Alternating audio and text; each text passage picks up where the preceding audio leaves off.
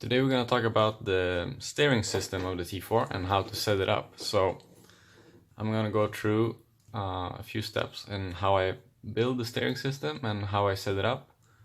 And in this case I'm referring to the steering lock and the toe out. So I'm going to show you first of all how it's put together and what is different from the kit instructions.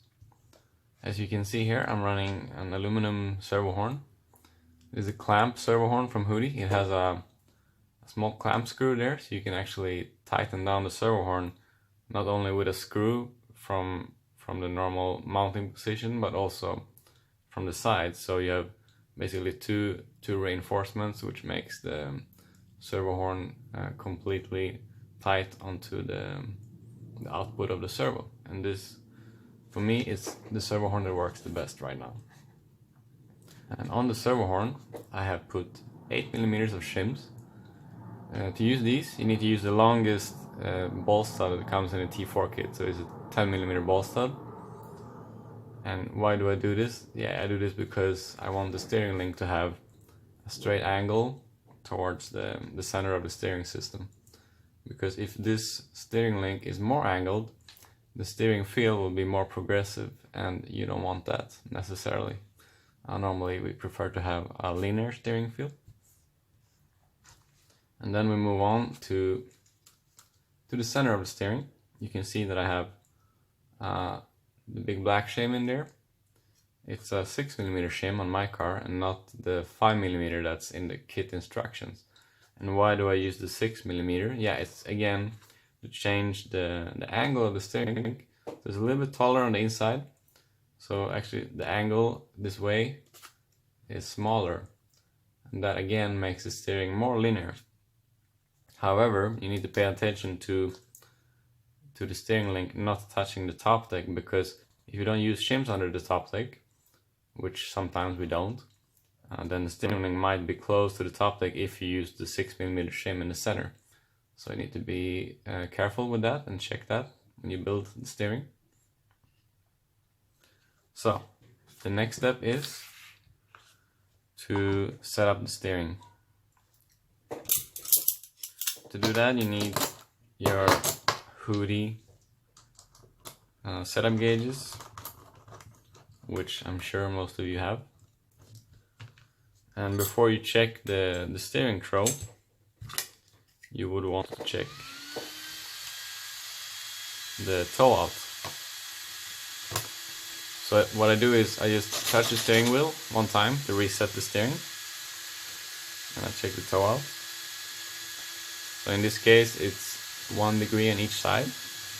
A lot of people get confused by what it means 1 degree. Some people think it means 1 degree in total, but actually what it means is 1 degree per side. So if the setup sheet says 1 degree, it means 1 degree per each wheel.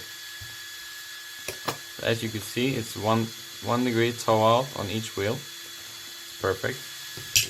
And to double check that, I check the length of my steering links to make sure they are the same. It's 24.7 on this side and 24.7 on that side as well, so that's perfect. These steering links need to be the same length, or they should be at least close. If they're a tiny bit off, it's not a big problem, but you should always aim to have the same length and to be able to achieve the same toe out with the same length of steering links. And again, the steering link from the servo, I tighten it fully, so this steering link turnbuckle is as tight as it can be in those ball cups. So as you can see, steering link is not completely straight to the ground. It's actually pointing a bit inwards to the car, and that's how we set it up. The reason for that is we want to have the same steering geometry to the left and right.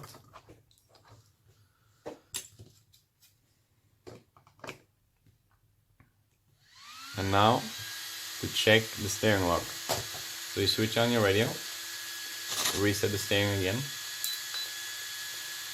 You turn the steering fully to one side, and you check it. So in this case,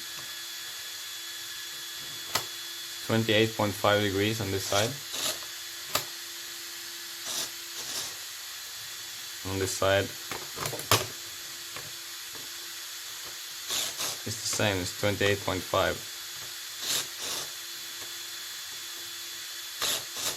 There's a little bit of play in the steering system, but that is perfect. So what you need to check then is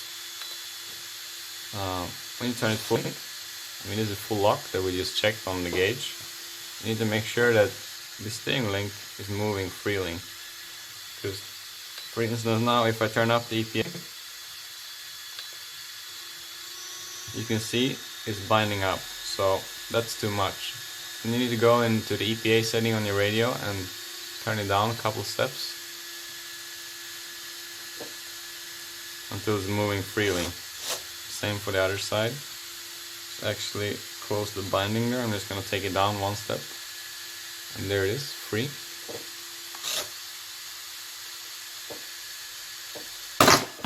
You can double check taking off the gauges. You turn it fully and you should see there's a little bit of play on both sides. It shouldn't be tight like at full lock. It shouldn't be binding up anywhere. It shouldn't be locking the steering, because if it does, it means that the steering system is then stiff and it's actually stiffening up your chassis, so it's going to affect the flex negatively, and you don't want that. So check it on this side again. Tiny bit of play. Perfect. So another tip I would like to share is about these screws that I have on my steering. A lot of people ask me about these screws, and they're from T-Works. They are a screw which not only looks nice but also takes out a bit of upward play in the steering. And furthermore, these steering arms, they are the optional T4 aluminium steering arms, which will actually give you 2 to 3 degrees or more steering lock. So these are used by the team on most conditions. I mean, most team drivers use these arms, and they're pretty important for performance. And as you know, on the 19 car we have an updated steering bridge, so the bearings are pressed into the steering bridge now, and that takes out a lot of slop which we had on previous models. So this is a big improvement on the 19 car in my opinion. However, these steering arms, they are of aluminium, as I said, and they will have some wear over time. So first of all, you should replace the bearings after some time to take away some slop, and you can also add a shim underneath the bearing onto the post, so that will take out some of the upward play as well. And the shim needs to be 5 mm inside diameter, so it's the same shim that you would use for your drive shafts on the inside, for example. I think that concludes it.